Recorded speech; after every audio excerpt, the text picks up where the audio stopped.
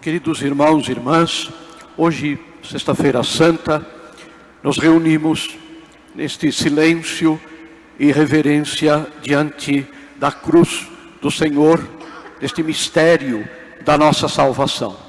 A liturgia, como nós já percebemos, ela é bastante silenciosa, já desde a entrada daqueles que irão presidir a cerimônia.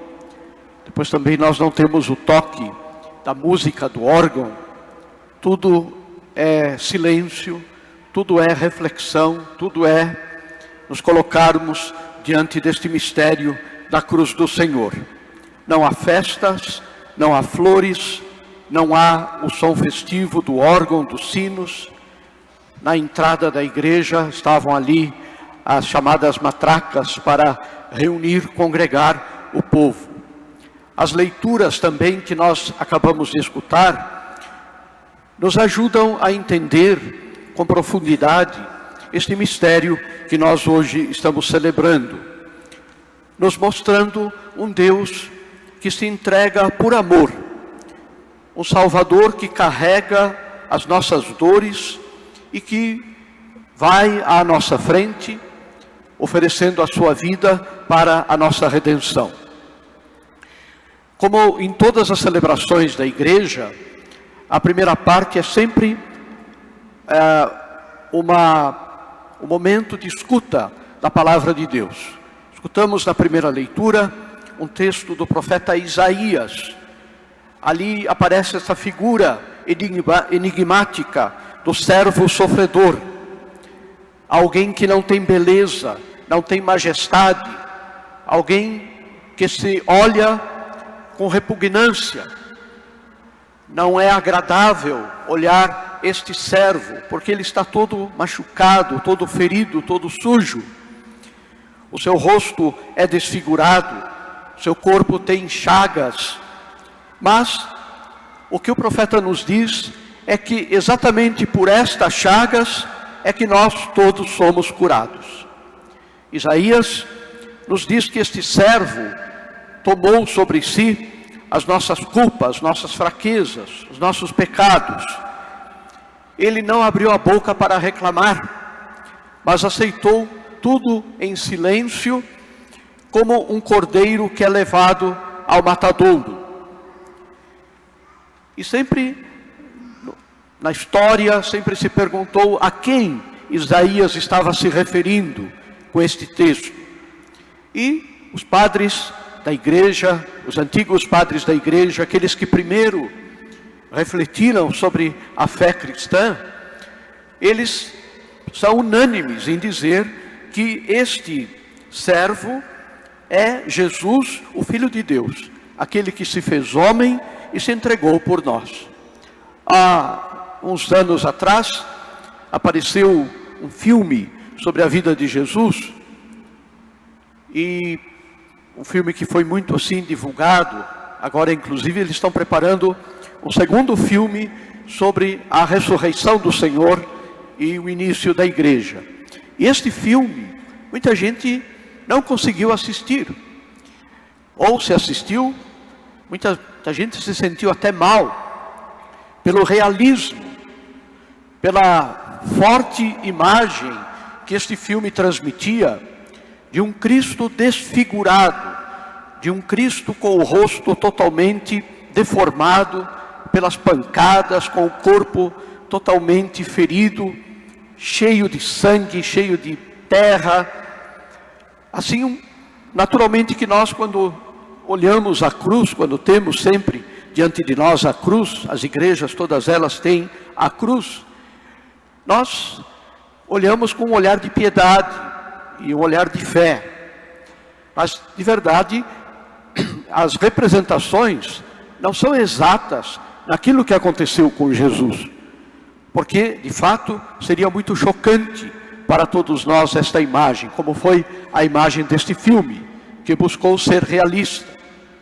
Também agora, a ciência confirma aquilo que, durante anos, a igreja sempre acreditou sobre o sudário de Turim, o pano mortuário que envolveu o corpo de Jesus, como era o costume judaico de enterrar os mortos envolvidos num lençol, não um lençol assim de cama, mas um lençol mais comprido, mais estreito, que da cabeça, passando pelos pés e voltando novamente pela cabeça, conservasse, digamos assim, aquele corpo de quem era sepultado.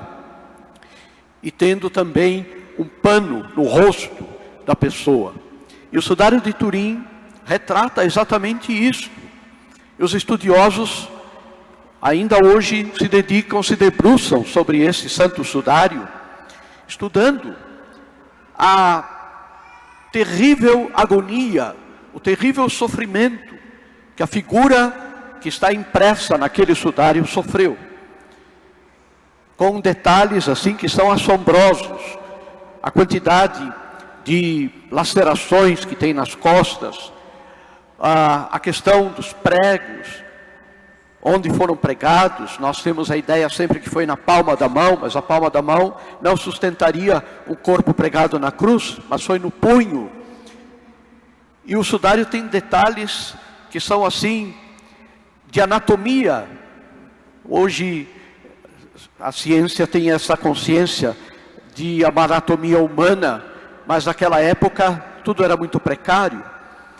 Vale a pena, quem tiver oportunidade, na internet você vai encontrar, naturalmente quem é contra, quem desdiz do sudário, mas há estudos muito bonitos sobre isso. Por que isso? Para nós podermos entender o mistério do sofrimento de Jesus. O que significou para Jesus morrer na cruz. A dor terrível que Jesus sofreu pregado naquela cruz. A dor física. E quando nós falamos da dor física, temos que imaginar também a dor moral. O sofrimento de uma pessoa que está à beira da morte.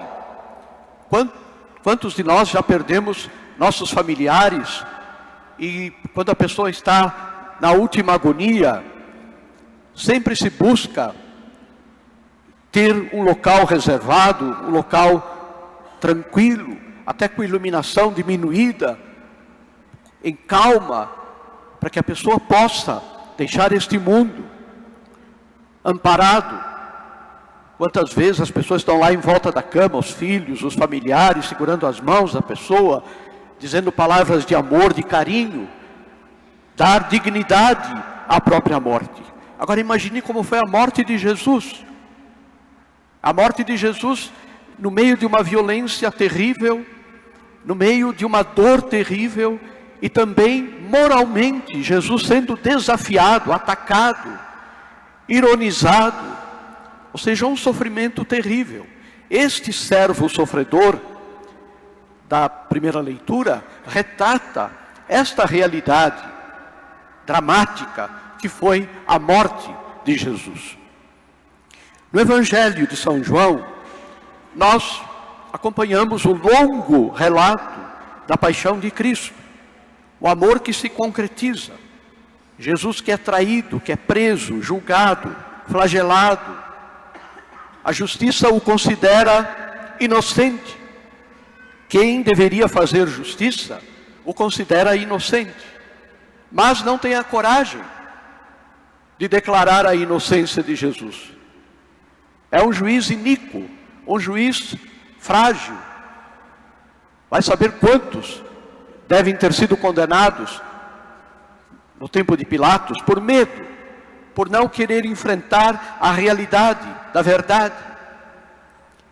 E ele, aquele condenado, não foge, não se defende, não usa um poder humano, não chama as legiões de anjos para salvá-lo. Pelo contrário, ele abraça a cruz. E da cruz ainda pensa em nós, ainda dirige o seu amor para nós. Não só dando a sua vida pela nossa salvação, mas pensando em não nos deixar sozinhos, em não nos deixar órfãos. E a cena que nós temos sempre do Calvário mostra João o evangelista São João e Maria, Nossa Senhora. Exatamente por causa desta palavra do Evangelho de São João, quando Jesus, dirigindo-se a João, entrega a ele a sua mão, a sua mãe. E, dirigindo-se a Nossa Senhora, entrega seu filho, entrega João como filho de Nossa Senhora. João representa toda a humanidade, representa todos nós que temos fé. E Jesus depois entrega, como o evangelista diz, o Espírito ao Pai, cumprindo tudo o que estava prescrito, tudo o que estava estabelecido para a salvação da humanidade. É um momento de dor, mas também é um momento de vitória. Quando a cruz for trazida hoje para o altar, para ser apresentada à adoração do povo, nós não adoramos a madeira da cruz, nós adoramos o mistério da cruz, o que ela representa, no seu mistério de salvação. Quando a cruz for trazida para cá, a igreja canta o hino de vitória, não de derrota. Vitória, tu reinarás, ó cruz, tu nos salvarás. Este é o canto que brota do nosso coração ao acolhermos este mistério da cruz do Senhor. Depois ouvimos também a carta aos Hebreus, que nos lembra que Jesus obteve a nossa salvação através da obediência, mesmo esta obediência o conduzindo ao sofrimento. Ou seja, este Deus que obedece é um Deus que paga o pecado da desobediência. A desobediência de Adão, dos nossos primeiros pais, foi corrigida pelo sim e pela obediência de Jesus. Por isso que Jesus veio dar a vida por nós. Adão, os nossos primeiros pais, quando pecaram, perderam a vida eterna, perderam o céu. E por isso, para recuperar o céu, era preciso uma obediência proporcional. O pecado é a pior coisa que pode acontecer com o ser humano. Nós perdemos a consciência do pecado. O Papa Pio XII dizia isso há tempos atrás. Imagine se ele vivesse hoje. Que o maior drama da humanidade é ter perdido o sentido do pecado. E nós, queridos irmãos, muitas vezes temos que dizer isso. Não sou eu que digo, porque eu também digo para mim. O primeiro ouvido que escuta o que eu estou falando sou eu, é o meu ouvido. E diz isso: o pecado na nossa vida é o mal absoluto, é o não que se diz a Deus, é o não que se diz a Cristo na cruz. E que coisa maravilhosa nós vivemos nesta quaresma, e especialmente nesta Semana Santa, a quantidade de gente que buscou a confissão, ou seja, que entendeu a necessidade da reconciliação com Deus, de extirpar, de tirar o pecado da sua alma, do seu coração. E teremos tempo ainda, são 7 domingos do tempo da Páscoa, para aqueles que não puderem fazer a sua Páscoa e poderem também confessar-se, porque essa é a principal atitude do tempo da quaresma. Aquilo que a campanha da fraternidade deste ano falou da ecologia integral, muita gente reduz a ecologia somente à questão material, física. Mas ecologia integral significa, antes de tudo, o saneamento da nossa alma, o saneamento do nosso coração, o cuidado com onde nós pretendemos passar a vida eterna. Para onde é que nós vamos depois deste mundo? Isto quem decide somos nós, não é Deus que decide. Muitas vezes eu escutei isso, porque Deus condena. Deus não condena ninguém, Deus salva a todos. Mas é preciso a liberdade humana decidir pela sua salvação. E essa é a necessidade maior. Nós erraríamos se ficássemos defendendo somente as árvores, a natureza, que devemos defender, é obra de Deus, não há mal nenhum nisso, mas seria um erro pensar só nisso. como ecologia. A ecologia abrange também a nossa alma, a nossa interioridade. E temos que cuidar muito disso, com muito cuidado, como nós queremos cuidar do mundo. Queridos irmãos, que consequências nós tiramos para encerrar esta reflexão? Há irmãos que estão de pé a cerimônia inteira e não é justo demorar com a cerimônia. 3 grandes aplicações práticas para a nossa vida, para que nós saiamos daqui seguros, firmes na nossa fé. A primeira, aprender com Jesus a carregar a cruz de cada dia com paciência e amor. Cada um tem a sua cruz. Cada um sabe bem onde incomoda o prego, como se diz, o prego na bota. Cada um sabe bem da sua fragilidade, do que lhe afeta. É aquela atitude mais íntima do nosso eu, da nossa identidade, quando nós descobrimos esses defeitos que nos afligem, que nos entristecem. Nosso Senhor nos ensina a ter paciência conosco mesmos, a nos esforçar, a tentar resolver as situações do nosso dia a dia, da nossa vida. Aqui, a gente, ali na porta da igreja, quando vem vocês chegando à igreja para a cerimônia, é um dos espetáculos mais bonitos da vida de um sacerdote, da vida de um bispo. Comentava isso com o senhor Leonir, que coisa impressionante, ver vocês, sua família, as pessoas que estão aqui virem chegando para a cerimônia. E a gente vê tantas pessoas de idade, tantas pessoas, casais, as crianças, os jovens, os adolescentes. E a reflexão é essa. Cada um de nós, na sua realidade, tem a sua cruz. O estudante tem a cruz do estudo. Não é fácil, não é simples, não é agradável. É claro que é muito melhor folgar, e muito melhor ir passear, e muito melhor, como a gente disse, se divertir de forma correta. Não há mal nenhum nisso. Mas a gente sabe que tem aquela cruz do compromisso, do estudo, ao qual se deve dedicar, ao qual se deve debruçar sobre ele, muitas vezes com sofrimento. É uma cruz. E o casal, às vezes um é cruz para o outro, sem querer, sem ter muita intenção disso, mas às vezes um briga, incomoda com uma coisa, fala outra coisa. É a cruz. E o que nosso Senhor nos ensina é carregar isso com paciência e com amor.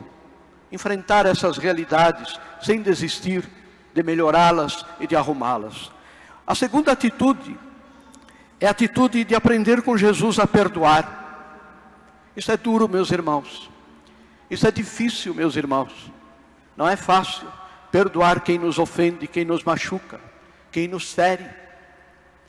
Às vezes uma palavrinha, às vezes a gente costuma dizer, uma conversa fiada, passa rapidamente, se esquece, pronto. Mas há coisas que a gente não consegue engolir nunca.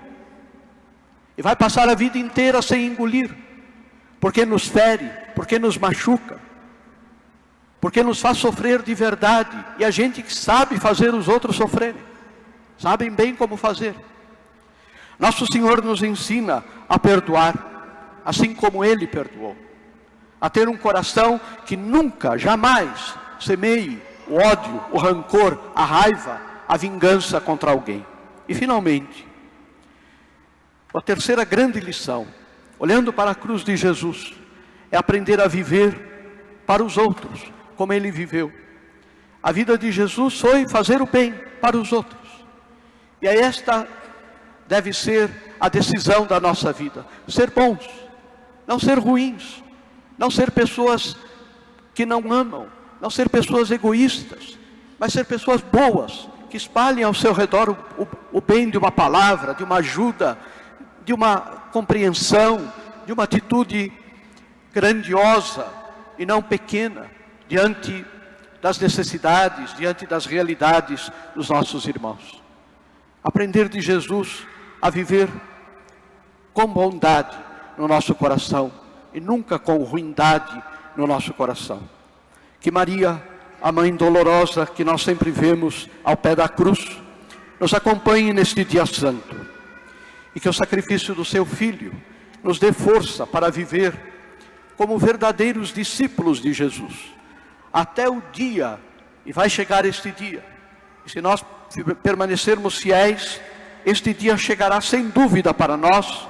Nós iremos celebrar a vitória da ressurreição. Amém.